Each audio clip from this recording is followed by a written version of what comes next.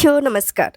Global ज्ञान channel पे आपका स्वागत है। साथियों, जो बीएसएससी की मैटर थी, जो बातें थी, वो सारा स्टूडेंट का जितना भी हम लोगों ने प्रयास किया, सभी लोगों ने मिलकर प्रयास किया, उससे कुछ भी नहीं हुआ।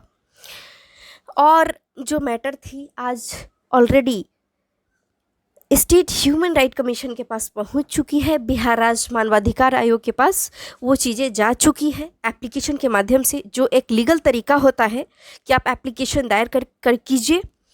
जब कोई भी आदमी आपकी बात को नहीं सुनता है तो आपका एक ही चीज़ें होती है कि आप जाकर के मानवाधिकार आयोग में अपना जो कंप्लेंट है, जो भी आपकी शिकायतें हैं, वहाँ जा सकते हैं। ठीक उसी प्रकार आज हमारे छात्र नेता दिलीप जी बिहार राज्य मानवाधिकार आयोग के पास गए हैं और उन्होंने एप्लीकेशन लगाया है।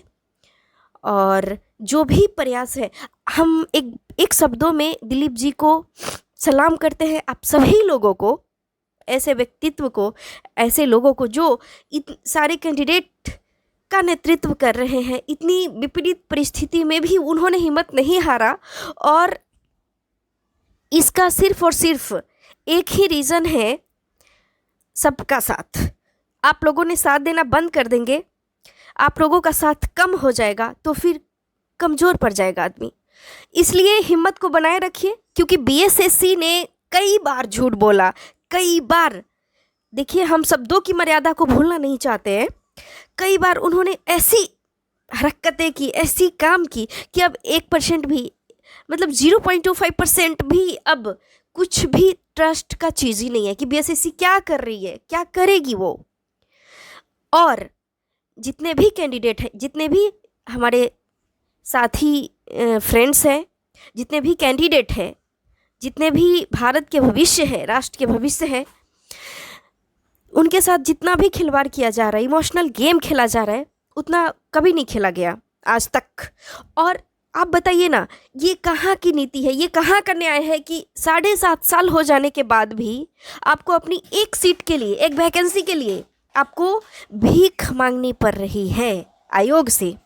और आज कहते हैं लोग कि नहीं, हम 21वीं सदी में जी रहे हैं। कहाँ है बिहार गवर्नमेंट ऑफ बिहार? कहाँ है नीतीश जी? आप कहाँ हैं?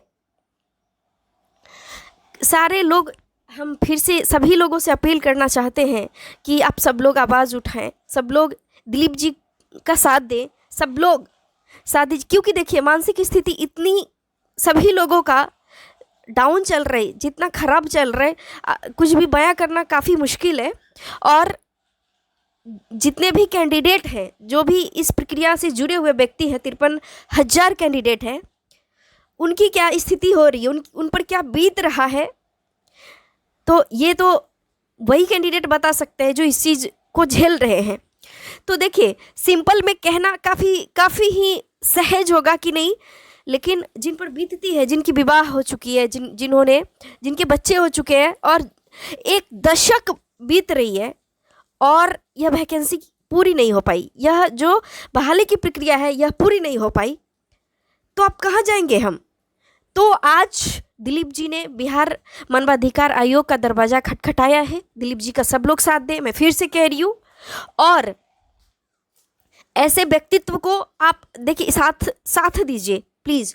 काम कोई भी तभी कर पाएगा, तभी उनके पास हिम्मत रह पाएगी जब आप सभी लोगों का साथ होगा। घर बैठ कर आप क्या कर रहे हैं? कम से कम इनकी चीज़ों, देखिए, आप लोग ऐसे सोच रहे होंगे कि नहीं सर, लोग बैठा हुआ है। मैं पटना के भी कई सारे दिग्गज जो हमारे शिक्षकगण हैं, जो हमारे गुरु तुल्य शिक्षक हैं, मैं उनसे भी हाथ जोड़कर ये विनती करती हूँ, अनुरोध करती हूँ कि सर, एक बार आप लोग भी प्लीज़ आएँ, इन सारी कैंडिडेट की बात को उठाएं। जिस प्रकार दिलीप जी एकदम पूरी मैदान में एक लीडर बनकर खड़े हैं, आज ऐसे लोगों का मनोबल ना गिरने दीजिए। आपके पटना में ये सारी चीज़ें हो रही है, तो कृपया आप लोग प्लीज़ फ्रंट पे आइए। और जो भी बीएसएससी कैंडिडेट की मानसिकता है, इस चीज़ को समझा जाए, क्योंकि ना ही लिस्ट जारी हो रही है काउंसलिंग की, ऑलरेडी इतने सारे। और आपको पता होना चाहिए कि जो नवंबर का फर्स्ट वीक में काउंसलिंग की प्रक्रिया की बात कही गई थी, कुछ भी नहीं हुआ। जब 15 नवंबर का लास्ट हम लोगों ने हड़ताल किया, सभी लोगों ने मिलकर हड़ताल किया, उन सभी भाई बहनों को हम सलाम करना चाहते हैं जो लोगों ने आया गर्दनी बाग में, उन्होंने खून पसीना धूप में छाँव में हर एक चीज़ों का सामना करते हुए उन्होंने हड़ताल पे रहा, उन्होंने हड़ताल किया। लेकिन अभी तक बीएसएससी कान में तेल डालकर सोई हुई है। कहाँ है, कहाँ है अब बिहार स्टाफ सिलेक्शन कमीशन के मेंबर, कहाँ है सचिव जी, अध्यक्ष जी? क्या आप सुन रहे हैं? हमारी बातों को सुने। हम कहाँ जाएं, क्या करें हम, बताइए तो सही। हम ये आज के युग में भी हमें एक नौकरी के लिए आपके दरवाजे पे बार बार सर पटकना पड़ रहा है। क्या आप सुनाई नहीं दे रहे चीफ मिनिस्टर जी? बहुत बहुत ही तकलीफ भरी शब्दों के साथ मैं इतना ही अपील करना चाहती हूँ बीएसएससी के सचिव अध्यक्ष महोदय से कि प्लीज़ ऐसा ना करें। कहाँ है आप लोग? कितना रुलाएंगे? ये क्या तरीका होता है नौकरी देने का, बताइए?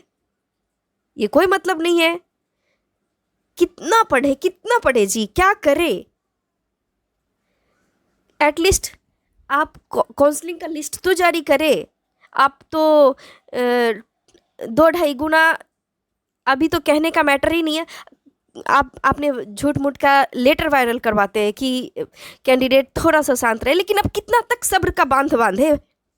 ऐसा कोई चीज़ ही नहीं रही हमारे पास सब्र का, कोई तरीका ही नहीं कि एक वैकेंसी आपसे 10 साल में पूरा नहीं होती है, आपका इलेक्शन 5 ईयर्स में संपन्न हो जाती है, 5 साल में आपका जो इलेक्शन का जो प्रोसेस है वो चीज़ें कर लेते हैं आप लोग, और एक वैकेंसी नहीं पूरा होती। आपको पता है कि वोट कहाँ से आता है?